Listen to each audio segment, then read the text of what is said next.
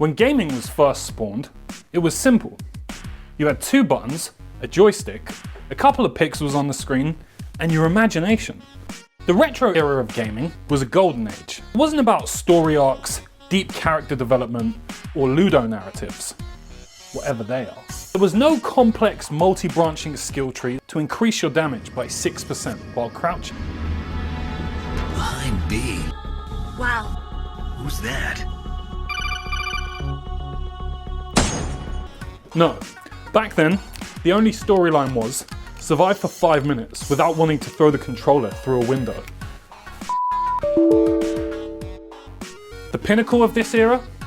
The ability to move a pixel from one side of the screen to the other. They called it Pong. It had about the graphical complexity of a light switch. What makes this television different from any other in the world? This button. It brings you a home video game built in.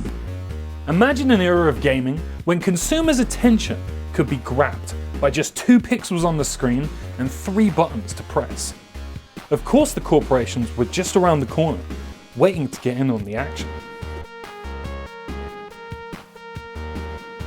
Corporate promotional tie-ins in gaming gave us some truly bizarre experiences, like McDonald's Adventureland, 7-Up's The Cool Adventure, and who can forget Michael Jackson's Moonwalker? Who's there? Michael!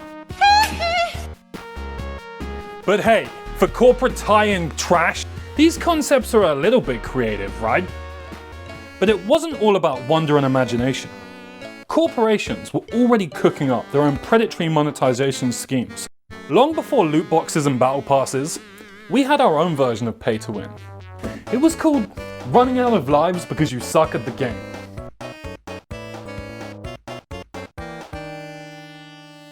When you ran out of lives, you ran to your parents to beg for some more change just before the continue screen hit 0. Just imagine trying to convince your mum to give you another coin while the screen counts down, threatening to reset your whole progress in P. Diddy's Pizza Hut Peace Walker presents the Battle of Nanking. 7, 6, 5! Mom, give me the money right now! I need to play Pepsi Man!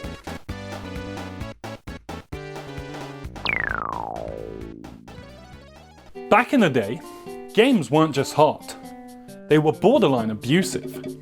And this isn't a coincidence, because there's no better way to mug a child in broad daylight than by telling them that their princess is in another castle. And they're definitely gonna need a bunch more lives to get there. It wasn't just a challenge, it was a hustle. The difficulty of the most popular games kept going up and up. Developers were bragging about the difficulty of their games.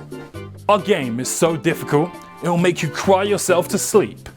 But we all know that that was just code. For Mum, can I get some more money to play Pepsi Man, please? And then they started running games on a toaster. The retro era was driven by people creatively hacking with computers, just to see what was possible. Take Doom from 1993. Doom was a pretty crazy game for the time. But what makes it even crazier is that all the different pieces of hardware that people have managed to get this game running on. From calculators to pregnancy tests, the list of things that can run Doom probably way longer than your attention span. But it didn't stop there. We finally reached the ultimate meta. Doom running on nothing at all. That's right, using just a still image from the game, an AI can now interpret the entire game state, including the number of enemies on screen, player health, and even ammunition count. This simulates the game as if it was really happening. To push the envelope, I'm gonna run Doom on this.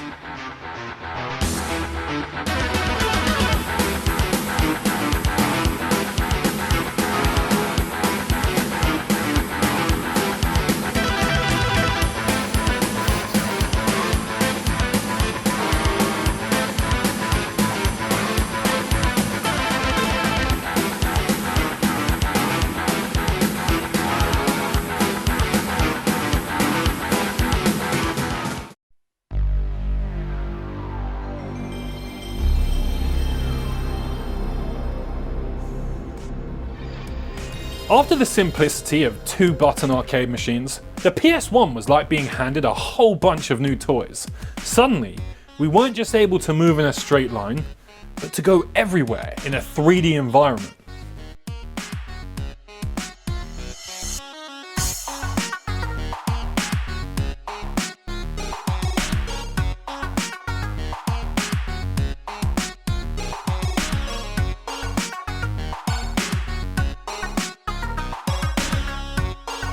Remember demo discs? They were like drug dealers giving you a hit of something epic, just enough to get you hooked. Legacy of Kain was one of the first demo discs I ever played, and it made me lose my mind. You had GoldenEye, Mario 64, Pokemon Stadium, each a revolution in their own right. Joystick controls blew the minds of gamers. It was the dawn of real 3D exploration.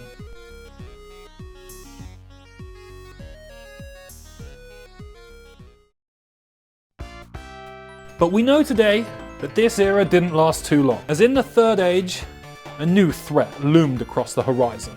Loot crates, microtransactions, and corporate greed. A triforce of reasons for your favourite franchise been rebooted more times than you can count. Introducing Final Call of Fortnite Remake 5 Deluxe DLC Edition. Mobile games. You know those ads when the gameplay shown looks nothing like the actual game? You're just trying to doom scroll in peace, and suddenly you're bombarded with ads that show you games you wish existed. Then when you download it, you're matching 3 fruits while elevator music plays.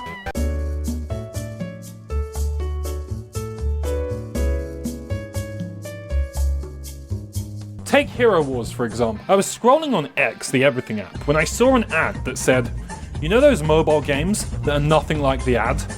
Well, this one is. Those fake ads really drive you mad, huh? Now listen up, little bro. Most players miss this hidden secret on the first level. Take out the goblin fisherman and snatch his lucky harpoon. With this underrated tool, you can catch the golden octopus. And I thought, really? Grab all the loot, don't forget to secure Take Julius. Spend all your resources to— Anyway, curiosity got the better of me, so I decided to click on it. And guess what? It's actually exactly like the ad. Here's some gameplay.